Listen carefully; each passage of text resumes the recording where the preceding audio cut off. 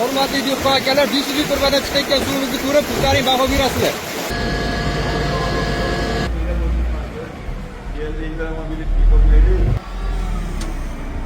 Assalomu alaykum hammaga. Mana suv nasoslarimizni o'rnatish ishlari olib borilyapti. Svit o'chganiga qaramasdan mana dvijok yoqib qo'yganmiz, qaranglar.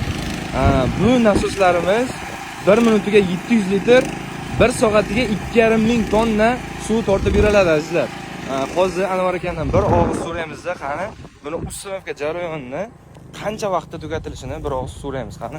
Anvar aka, assalomu alaykum. Alaykum assalom. Anvar aka, svit bo'lsa necha kunda ustavka qilib berasiz aka? Biz ustavkasini 2 kun, uzog'i 3 kunda qilib beramiz. Hamma narsa tayyor bo'lsa 3 kunda. Hamma narsa tayyor bo'lsa 2 kun, uzog'i 3 kunda. Mana ko'rib turibsizlar, svit yo'qligiga qaramasdan akalarimiz o'zi ishni davom ettirishyapti. O'zi necha kun bo'ldi aka kelganingizga? Kelganimizga bugun 3-kun. 3-kun svit yo'qligi sababli sal ishlar cho'zildi, to'g'rimi? Ha. Xudo xolasa buni qanchada tugatasiz hozir shu turishini? Biz hozir uzog'i 1-2 soatda tugatamiz. Uzog'i 1-2 soatda ichida, mana azizlar ko'ribsizlar.